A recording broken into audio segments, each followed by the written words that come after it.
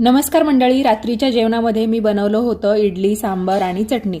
तर तुम्ही सांबार बघू शकता। हे सांबार मी लाल भोपळ्यापासून बनवलं होतं। यामध्ये काही दुसऱ्या भाज्या सुद्धा टाकल्या होत्या, जसं की टोमॅटो असेल, भेंडी असेल, गाजर, फ्लावर, कांदा आणि आपली तुरीची डाळ जी असते ना ती अगदी थोडीशी टाकली होती, पण खूप सुंदर होतं हे लाल भोपळ्याचं सांबार।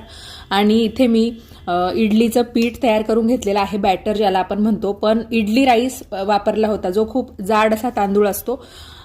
त्याबरोबर इथे मी सोलकढी बनवलेली आहे, खोबऱ्याची आणि शेंगदाण्याची चटणी तुम्ही बघितली, त्याच्यावर अजून तडका देण्याचा बाकी आहे।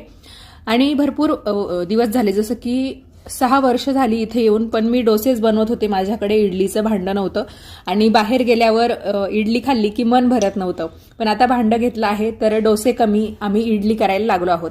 तर इथे मी ताट तयार केलेलं आहे। इडली राईसची इडली किंवा डोसा थोडासा वातळ होतो, तर त्यासाठी काही टिप्स असतील तर मला कमेंट्समध्ये नक्की